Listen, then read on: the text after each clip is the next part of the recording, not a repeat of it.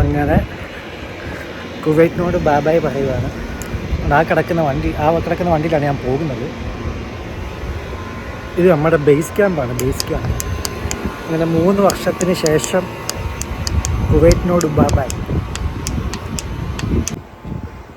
ഇതിലാണ് ഞാൻ പോകാൻ പോകുന്ന എയർപോർട്ടിൽ. ഡ്രൈവറെ വിളിച്ചു, എന്താണെന്ന് നോക്കട്ടെ. എനിക്ക് വേണ്ടാത്ത സാധനങ്ങളൊക്കെ ആ റൂമിൽ ഇട്ടിട്ടുണ്ടായിരുന്നു. അപ്പോൾ പുള്ളി അത് വേണ്ടായോ എടുത്തോട്ടെന്നൊക്കെ ചോദിക്കാൻ വേണ്ടി വിളിച്ചതാണ്. പുള്ളിയാണെങ്കിൽ മസ്രിയാണ്, ഈജിപ്ഷ്യൻകാരനാണ്. പുള്ളിയാണ് എന്നെ കൊണ്ടുപോകുന്നത്. ഇവിടുത്തെ ചൂടിപ്പോൾ ഒരു 52 ഡിഗ്രിയെങ്കിലും കൂടെ കാണും. നല്ല അടിപൊളി ചൂടുണ്ട്. ഗൈസ് അങ്ങനെ വണ്ടിയിൽ കയറി. സത്യം പറയുകയാണെങ്കിൽ ഇപ്പോൾ ഈ വണ്ടി കിടക്കുന്നിടത്താണ് ഞാൻ ആദ്യമായിട്ട് കുവൈറ്റിൽ ഈ ക്യാമ്പിൽ വന്നിറങ്ങുമ്പോൾ ഇട്ടത്. എന്താ അല്ലേ, അങ്ങനെ 3 വർഷത്തിന് ശേഷം റിസൈൻ കൊടുത്തു നാട്ടിൽ പോവാണ്. ക്യാമ്പ് കാണിച്ചായിരുന്നു. ഇതാണ് നമ്മുടെ ക്യാമ്പ്. ഇത് മെസോളാണ്. നമ്മുടെ ക്യാമ്പും കാര്യങ്ങളൊക്കെയാണ്. ആ കിടക്കുന്നത് 2 റിഗാണ്. അത് മെയിൻ്റനൻസ് വർക്കിന് വന്നിരിക്കുന്ന റിഗാണ്. അപ്പോൾ ഇതാണ് നമ്മുടെ ബേസ് ക്യാമ്പ്. ഞാൻ ഫസ്റ്റ് ടൈം കുവൈറ്റ് വന്നപ്പോൾ നമ്മൾ ഇവിടെയാണ് താമസിപ്പിച്ചത്. ആദ്യമായിട്ട് വന്നപ്പോൾ 121ാമത്തെ റൂമിലായിരുന്നു. ഇപ്പോൾ അവിടെ വേറെ ആരെയാണ്. ഇപ്പം ഞാൻ 138ാമത്തെ റൂമിലാണ്. ഇതാണ് എൻ്റെ ഇപ്പോഴത്തെ റൂം. അങ്ങനെ സാധനങ്ങളൊക്കെ എടുത്ത് ഞാൻ വണ്ടിക്കകത്ത് കയറി.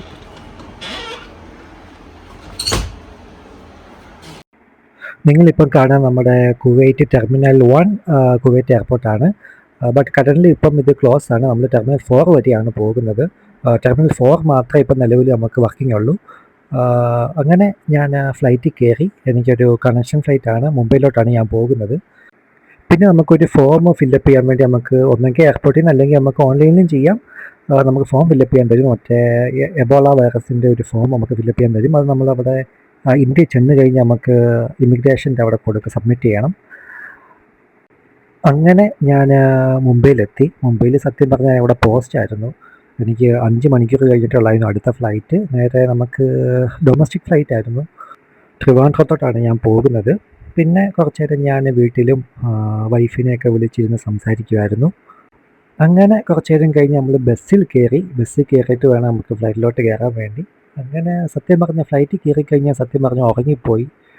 വീഡിയോ എടുക്കുന്ന കാര്യം എല്ലാം മറന്ന് ഞാൻ നല്ല അടിപൊളി ഉറക്കമായിരുന്നു. അങ്ങനെ ഫ്രണ്ട്സ്, ഞാൻ ട്രിവാൻഡ്രത്തെത്തി. സത്യം പറഞ്ഞാൽ നാട്ടിലെത്തേണ്ട ഒരു എക്സൈറ്റ്മെൻറ്റ് കാരണം ഞാൻ വീഡിയോ എടുക്കാൻ മറന്നുപോയി. അങ്ങനെ ഞാൻ വീട്ടിലെത്തി.